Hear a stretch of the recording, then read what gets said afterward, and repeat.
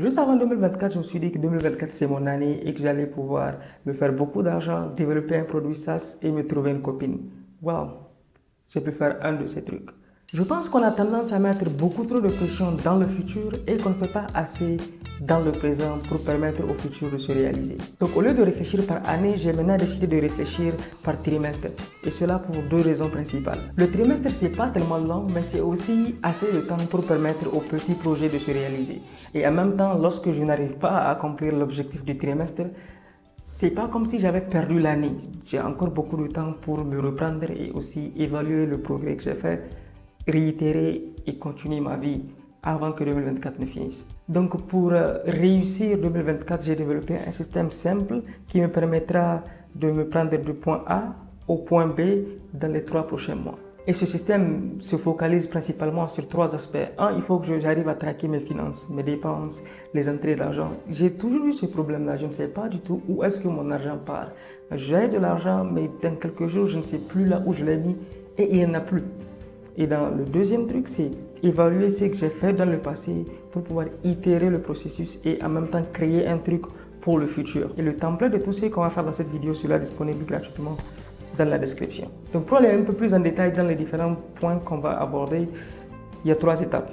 The Wheel of Life, the Finance Tracker and the Action Plan. Pour le Wheel of Life, on va aller au tableau. Tu fais un gros cercle puis tu le divises en 3 sections.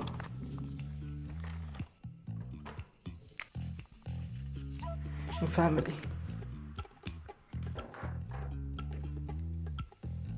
Donc tu divises ce cercle en 3 différentes sections. Work, le travail, la santé et les différentes relations que tu as. Ensuite, dans chacune de ces sections, tu divises ça en 3 différentes catégories. Pour work, on a revenu, la mission, growth, le progrès. Ensuite, health, on a mind, body and soul. Ton esprit, ton corps et soul. Je sais pas. Et dans relationship, on a romance, friendship and family. La vie romantique, les amis et la famille. Maintenant, ces différentes catégories sont une sorte de résumé de tout ce qui se passe dans ta vie. Tu vas te donner des différentes notes pour chacune de ces catégories-là. Et ces notes doivent répondre à une question. Est-ce que je suis satisfait?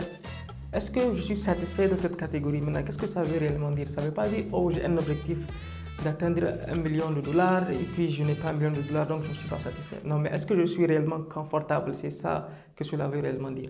Je donne une note qui va de 0 à 10. Pour revenu, par exemple, on peut aller à ici 4. Mission, tu peux dire que tu as 7.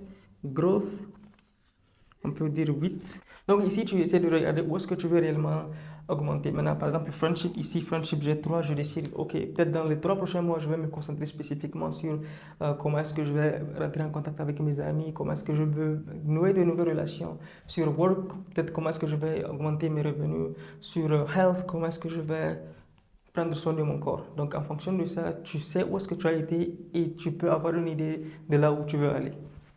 Maintenant que c'est fait, tu peux mettre ces différents résultats dans le template Notion sous ce format.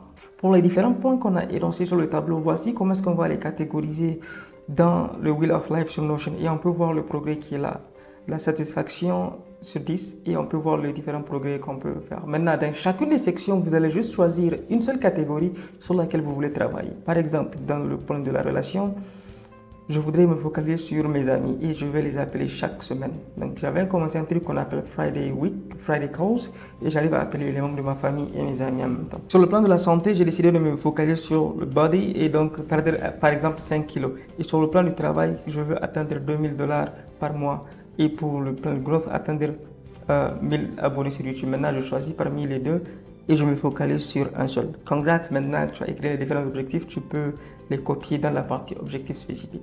Je vais juste copier un truc ici et je clique sur ce point. Maintenant, on vient sur les différents objectifs qu'on veut mettre ici.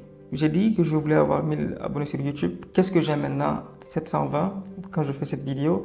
Le target, 1000. Le progrès, je suis à 72%. Donc, cela me permet de visualiser le truc et de pouvoir savoir exactement là où moi je suis maintenant et qu'est-ce que je dois faire pour atteindre cela.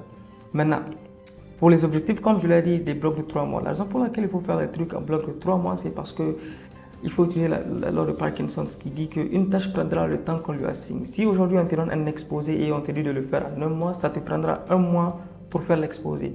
Et si on te dit de le faire en 2 jours, tu vas faire la même qualité de travail en probablement 2 jours ou même moins que ça.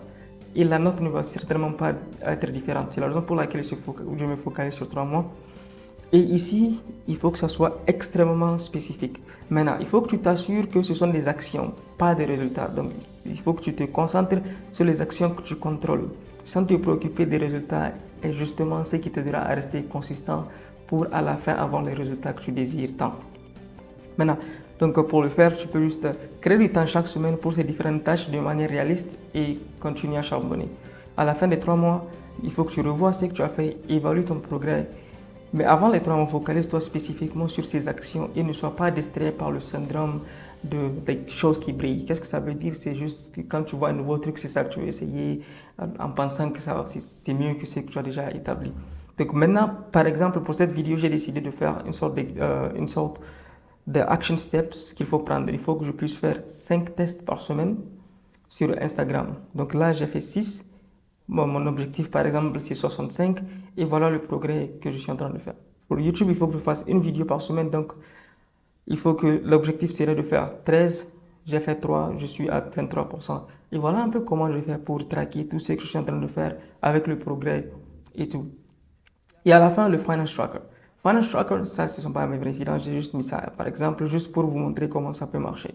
Ici, tout est déjà connecté. Vous mettez votre source de revenus. Si c'est un compte bancaire, vous le mettez. Si c'est autre chose, vous mettez, par exemple, autre chose. Maintenant, à partir de là, c'est simple. Vous allez juste laisser toutes ces parties-là. Et le seul truc que vous pouvez changer ici, c'est Starting Balance. Par exemple, dans autre chose, j'ai $500. Ouais. Maintenant, le table, les différentes dépenses. Dépense 1, je change le truc, je sais pas moi, une dépense food, par exemple. Oui. Maintenant, quand est-ce que j'ai dépensé ça? Ça a coûté combien et c'est dans quelle catégorie? Plaisir, santé, éducation, internet, food. Donc, je mets ça dans la catégorie food et ça doit aller dans mon compte bancaire. Donc, dès qu'on fait ça, ça va automatiquement, si je change le prix, ça va automatiquement se refléter. Ça va automatiquement refléter tout ce sur quoi je suis en train de travailler là. Maintenant, les revenus, quels sont les revenus que j'ai? Des revenus qui viennent et ils sont de quel type? Je les mets et ça va où? Dans mon compte bancaire. Donc à chaque fois que je fais une modification, ça vient automatiquement ici et à partir de là, les modifications peuvent se sentir dans like the current balance et tu peux facilement cliquer sur ce point pour revenir dans cette catégorie. Donc, tu peux facilement avoir ce truc, le lien de la description. Go get it and don't forget, do the damn thing.